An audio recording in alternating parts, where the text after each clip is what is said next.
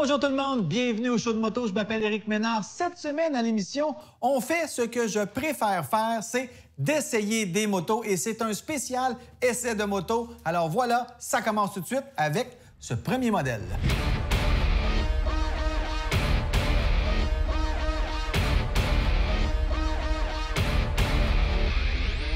Que peut faire un jeune pilote qui veut goûter aux joies des super sportives, mais qui n'a pas le budget pour s'acheter peut-être une YZF R6 ou encore mieux, une YZF R1 ou le rêve de la R1M? Bien, peut-être qu'il peut regarder du côté des motos usagées, quoique des fois, c'est un jeu dangereux. On ne sait jamais ce qu'on achète. On ne sait pas l'historique de la moto. Mais la solution de Yamaha, c'est de prendre la Naked MT-07, de rebrasser les cartes, nouveau fairing, moteur modifié, et ça donne, tada, la R7 de Yamaha. Étant donné que cette nouvelle super sportive de poids moyen fait partie de la famille de la série R et se situe entre la YZF R3 et la YZF R1, eh bien, on l'a appelée la R7. Donc, évidemment, pour créer cette R7, on a revu la carrosserie, c'est évident, mais on a aussi revu le châssis pour le mettre un petit peu plus agressif en fonction d'une utilisation sur piste. On a aussi pris le moteur de 689 cc de type crossplane avec le vilebrequin à 270 degrés, le moteur avec un ordre d'allumage irrégulier qu'on a retrouvé, rappelez-vous, à l'époque sur les R1, le crossplane, avec son son particulier, c'était vraiment trippant. Alors, on a une version de 689 cc là-dessus. C'est le même moteur qu'on retrouve dans la Ténéré 700 et dans la MT-07 Flat Tracker, toujours chez Yamaha. Donc, un moteur puissant, mais rien pour subjuguer de puissance un nouveau rider qui veut s'initier à la piste. Le châssis de cette R7 présente un angle de chasse plus raide et un empattement plus court que le MT-07. Le radiateur révisé améliore le refroidissement et on a aussi une nouvelle fourche inversée de 41 mm entièrement réglable. À l'arrière, un nouvel amortisseur KYB offre une précharge de ressort et un amortissement de rebond réglable. Et on a aussi un renfort central en aluminium à montage rigide qui est boulonné au cadre en acier au niveau du pivot du bras oscillant pour une rigidité de torsion accrue.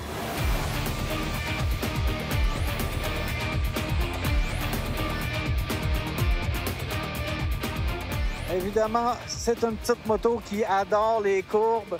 Sur les petits chemins sinueux de campagne, on peut vraiment sentir qu'elle a un ADN de sportive.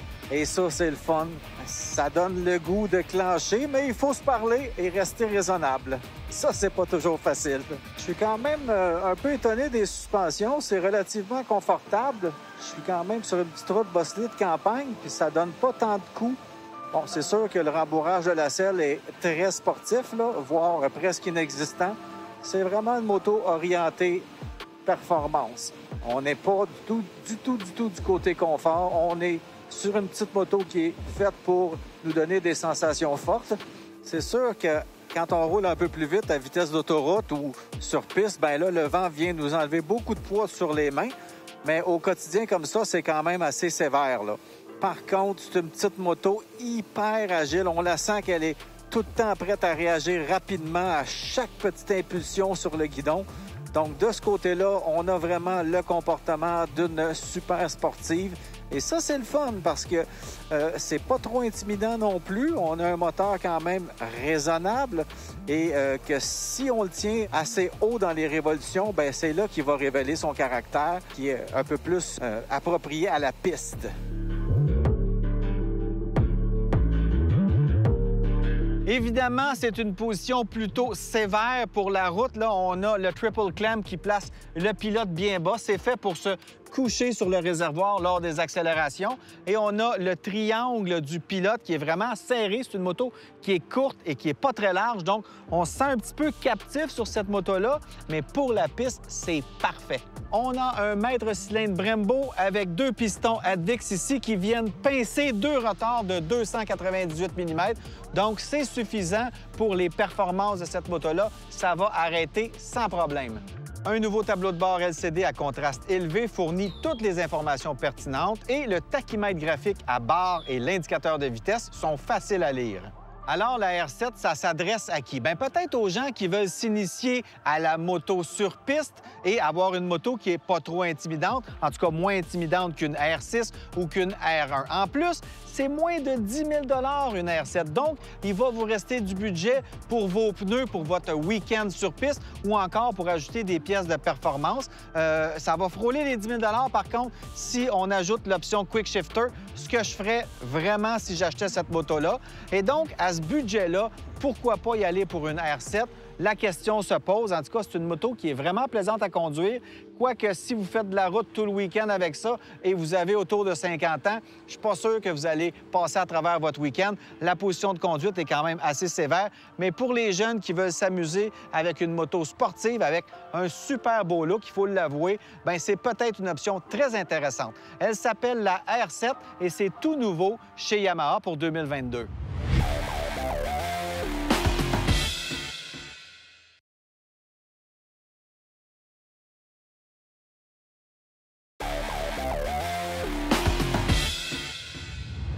Quand la saison de moto se termine, on veut faire quelque chose qui nous rappelle la moto, qui nous rappelle le sentiment qu'on a à rouler nos motos. Et pour ça, Cindy Martin va nous parler des films de moto. Juste une question de te mettre un peu en appétit pour la saison qui s'en vient. Exactement. On a discuté de ça, puis on a dit on devrait faire une chronique là-dessus. L'année passée, on a fait les livres. J'ai eu beaucoup de commentaires, d'ailleurs, par rapport à cette chronique-là. Donc, cette année, les films, ça tombait sous le sens. Exactement. Il faut vraiment que j'apprenne à lire parce que ça a l'air intéressant. Je te suggère fortement. Oui, c'est bon. C'est pratique. Mais tout ça pour dire que des films de moto, quand on s'y arrête, il y en a pas mal. Oui, quand même. Tout le monde dit « Ah oui, j'ai vu Easy Rider ». Bon, ça, c'est comme le premier, ça, c'est peut-être, classique. Il fallait que j'en parle. Il fallait que je parle d'Easy Rider parce que, bon, c'est un classique à avoir vu. C'est iconique. Iconique. Les motos aussi, là-dedans, sont devenues aussi des icônes.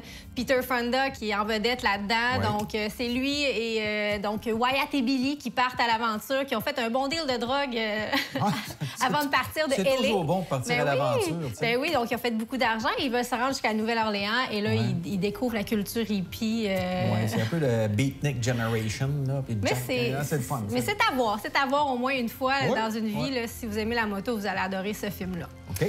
Ensuite, il y a One Week. OK, là, j'y vais dans un petit peu plus, à la recherche de soi. OK. One Week avec... C'est tellement moi, ça. Oui, c'est ça, avec Joshua Jackson. Oui. C'est Ben, c'est un professeur d'anglais qui vit la petite vie rangée. Tu sais, comme pas très heureux, mais il sait pas vraiment jusqu'à temps qu'il apprenne qu'il a le cancer en phase presque terminale. Donc, il décide de prendre sa moto et d'aller, pendant une semaine de temps, parcourir le Canada à la recherche de lui-même. Et donc, un film qui nous rappelle qu'on n'a rien qu'une vie à vivre, puis il faut partir en moto. YOLO, comme tu dis? YOLO. YOLO, OK. Donc, non, mais c'est très, très bon. OK. Prochain choix, c'est une série moto à ne pas écouter avec ses enfants. C'est Sons of Anarchy. Moi, j'ai beaucoup aimé. Moi, j'ai beaucoup aimé. Ouais, je trouvais que ça perpétuait un stéréotype qu'on essaie d'effacer depuis 14 ans au show de moto. Oui, mais là... Mais oui, puis... Il est beau. Il est beau, Jax. Il est écœurant. Jax, qui est interprété par Charlie Hunnam, qui est, dans le fond, dans un groupe de motards criminalisés. Donc, on comprend que c'est pas la réalité des motards. Ça se bat, Oh, il y a de la violence. C'est, mettons, un peu brainless, là. On écoute ça, puis on pense pas à grand-chose. Il y a eu beaucoup de motos. À un moment donné, j'ai débarqué, mais c'est vrai que c'est bon, puis bon... Tu te débranches puis tu regardes leur vie. Exactement. C'est divertissant, disons-le. C'est divertissant, oui. Maintenant, on va dans la réalité avec Long Way Up. Ah, ben là, tu tombes dans mes cordes. Là, ça, c'était cool. Oui. Long Way Down, Long Way Round, Long Way Up. Exactement. Ewan McGregor et Charlie Boorman qui font 21 000 kilomètres pendant 100 jours dans 13 pays. Ils partent du fin fond de l'Amérique du Sud et ils remontent jusqu'en Californie. Avec les prototypes des Harley-Davidson Livewire. Exactement. Déjà, ça, c'est une couche de plus de défi, là. Donc, on vit vraiment leur trip avec eux. On a l'impression d'être avec eux. C'est vraiment bien filmé. C'est magnifique. C'est touchant. Ça donne envie de pacter sa moto puis d'aller faire le goût de rouler avec eux. Ah parce que les deux ont l'air super sympathiques. C'est des vrais motocyclistes, même si c'est des vedettes. Là. Ben Charlie un peu moins, mais l'autre, c'est une grande vedette. Ben oui. Mais c'est un vrai rider. Sympathique. C'est ça. Comme tu dis, on a envie d'aller en voyage avec eux. Et le dernier choix, c'est The Place Beyond the Pines avec le pas tannant à regarder Ryan Reynolds. Bon, un autre. C'est quoi l'affaire, là? Tu le chroniques, c'est des films de moto ou des films de beaux gars? Ça, j'ai choisi rien que des beaux gars. J'ai comme pas été clair. Il joue Lou, qui est un cascadeur itinérant, tu sais, comme le vrai bad boy, là, avec un tatou d'en face. Cascadeur itinérant. Ah oui, avec des tatous partout, qui, après de revenir sur la route, rentre à New York et se fait annoncer qu'il a un fils. Oui. Et en bon papa de lui, il veut faire vivre sa famille, donc il décide de faire des cambriolages à moto. Hey, t'as encore plein de bonnes idées. Ce qui est intéressant là-dedans, c'est que c'est lui qui fait ses propres cascades. OK. Ouais, il fait un Tom Cruise de lui-même. Exactement. C'est ça qui est intéressant, puis ça donne place, à de belles scènes moto. Pour vrai, c'est un film très américain, mais c'est vrai que c'est bon, il y a un suspense, il y a de la moto. Moi, j'ai bien aimé ça. Puis c'est la moto sur le poster qui m'a comme accroché. Et oui, c'est bon. Ah non, pour vrai, ça fait le travail un samedi soir avec du popcorn. Oui. Moi, je te parlais avant la chronique, un film que j'ai bien aimé. Ça commence à dater, mais c'était de 2006. The Doctor de Kentucky Kid de Texas Tornado. Ça, c'était Valentino Rossi, Nicky Hayden puis Colin Edwards, qui étaient en MotoGP. C'était vraiment la grosse compétition à l'époque. On les suivait. Puis ils parlaient de leurs expériences. Il y a Loris Capirossi, qui est un grand pilote de MotoGP, qui parle là-dedans aussi. Ils en ont fait un autre après. C'est-tu Speed ou quelque chose comme ça? Mais il y a vraiment des bons films sur la vie du MotoGP, qui est comme un peu un cirque qui se promène partout dans le monde. Puis c'est des gars qui roulent à 300 quelques kilomètres/heure à tous les week-ends. Donc, c'est cool. Puis il y a de la pression des équipes. C'est vraiment un bon film. Je vais mettre ça aussi sur ma liste pour cette semaine. Regarde ça, puis tu vas voir que tu es pas mal lente sur une route quand tu regardes ces gars-là. C'est sûr. C'est des malades. Hey, merci. Hey, c'est pas intéressant. Plaisir. Allez voir ça. J'espère que vous avez pris des notes. Sinon, on va peut-être mettre ça sur notre page Facebook. On va mettre la liste. Vous allez pouvoir consulter ça. Donc, merci. On se revoit bientôt pour une autre magnifique chronique. Yes. Merci.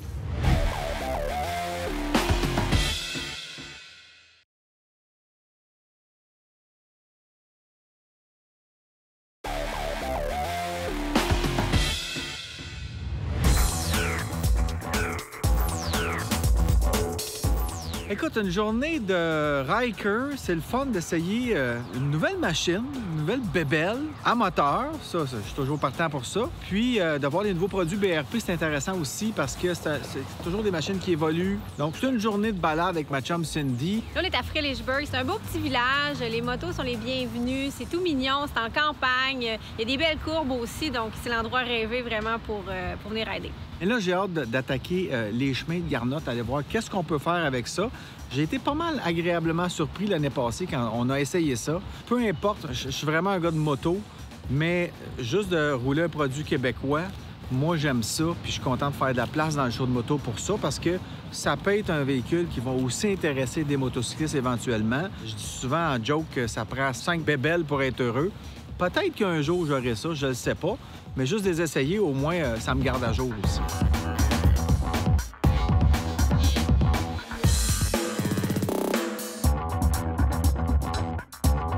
Oui, faut que je fasse attention, hein, ça revole en arrière. Hey, on a juste le goût de s'énerver là-dessus. Ben oui, hein? Mais que c'est donc le fun de pouvoir enfin faire un peu de drift. C'est des petites pépelles de bad boy, bad girl un peu, là. Ah, vraiment, là. Faut que tu t'énerver là-dessus pour en profiter à son plein potentiel, en tout cas. Effectivement. Les virages aussi, là, sur la roche comme ça, là, c'est vraiment plaisant. Ça vire vite, hein? Oh, yeah!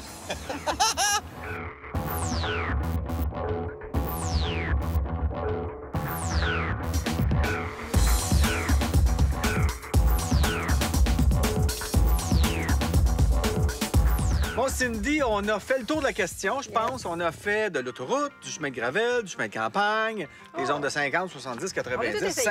On a tout essayé.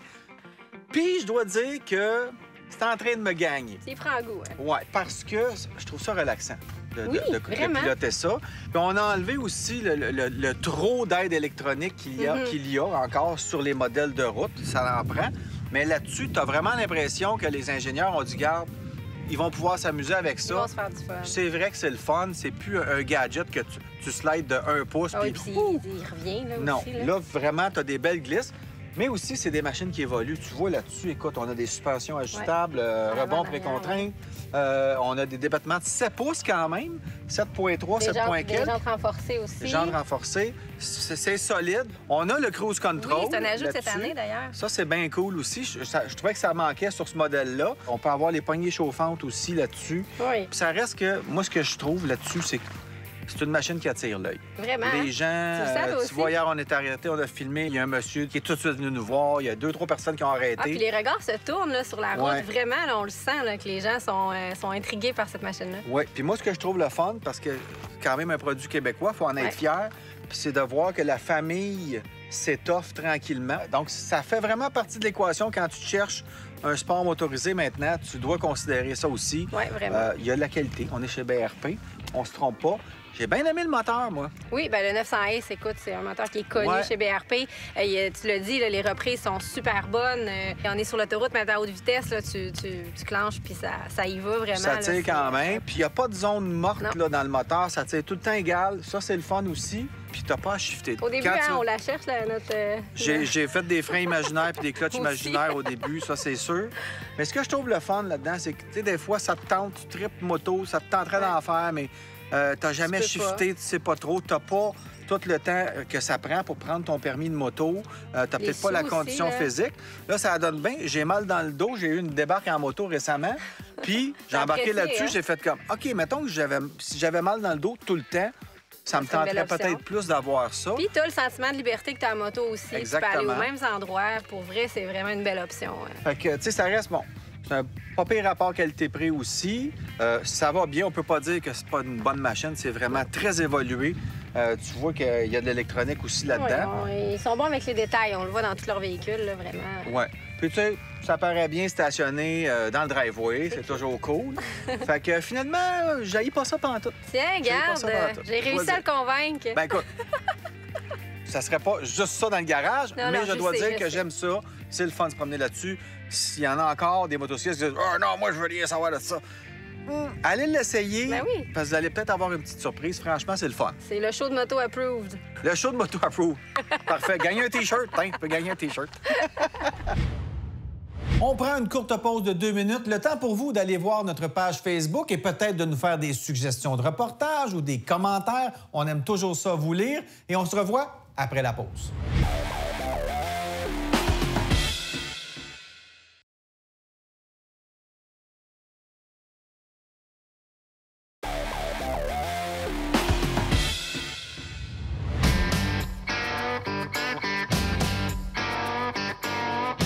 Aujourd'hui, au show de moto, on a mis la main sur la Suzuki M109R BOSS pour Blacked Out Suzuki Special, un cruiser qui se trouve au sommet de la gamme des cruisers chez le constructeur japonais Suzuki.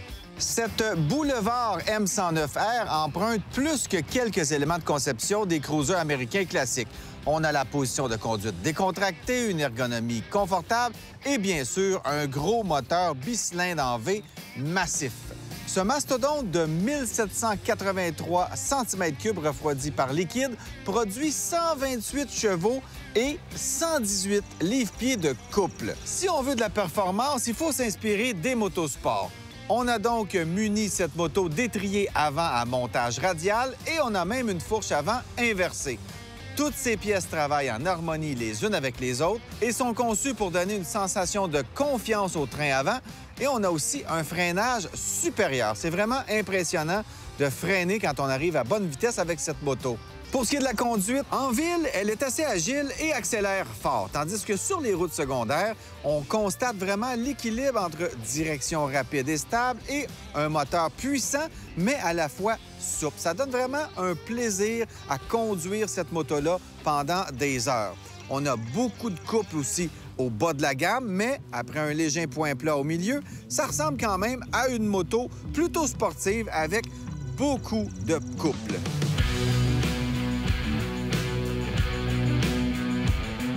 On se sent bien à son guidon aussi, quoique c'est quand même assez large. On a un très gros réservoir, on se sent très bien entre les jambes. En fait, on sent qu'on a une grosse moto entre les jambes. Même à l'arrêt, là, on met les pieds chaque bord, puis On sent le silencieux du côté droit nous frotter un peu sur la jambe. Heureusement, il est bien protégé. Et sur la courbe, ben, pas de problème. Ça tourne quand même assez bien. Mais il faut s'habituer. Hein? C'est une grosse moto. C'est lourd. Par contre, on a du moteur quand on veut, que ça avance. Et il n'y a pas de problème. Ça décolle. On a le gros pneu en arrière qui donne beaucoup d'adhérence. Et une fois qu'on s'est habitué à jouer avec ça, c'est pas mal le fun.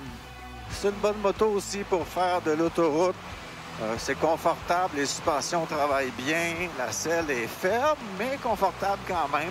Il y a juste le vent qui peut devenir un facteur un peu incommodant à la longue parce que il n'y a pas une hyper bonne protection au vent. C'est le phare et le réservoir qui nous protègent. Mais quand même, on est sur une cruiser, il faut s'attendre à ça. Il faut s'habituer parce que c'est quand même une brute déguisée en bête docile. Aussi, au niveau de la position de conduite, c'est quand même assez sévère. Là, on est un petit peu comme la lettre C là-dessus.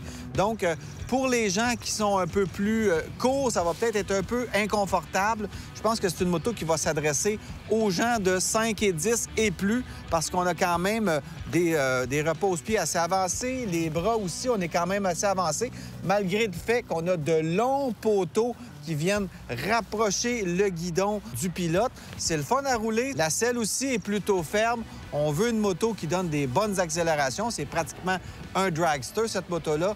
Donc, on veut un bon appui pour les fesses quand on est en accélération.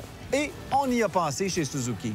Les fonctions de suspension sont gérées par de grosses fourches inversées de 46 mm à l'avant et un amortisseur arrière équipé d'une tringlerie montée horizontalement sous la moto. L'avant a 10 mm de débattement de plus que l'arrière et c'est suffisant pour absorber la plupart des imperfections de la route. Je l'ai même trouvé plutôt confortable sur chaussée bosselée. Parmi les autres caractéristiques intéressantes sur cette boulevard M109R BOSS, on peut citer, encore une fois, le guidon classique de style drag à courbure plate, un grand réservoir de 19,5 litres et un siège confortable et bas avec un coussin de passager ou un capot de siège pour la conduite en solo. Donc, en terminant, cette moto-là, c'est pour des gens qui cherchent évidemment une power cruiser avec un look futuriste. Contrairement à ses compétitrices, elle n'a pas eu de refonte majeure depuis quelques années et c'est aussi la moins puissante de sa catégorie. Mais de toute façon, ce qu'on veut, c'est une moto plaisante à conduire et elle est aussi, la moins chère de sa catégorie.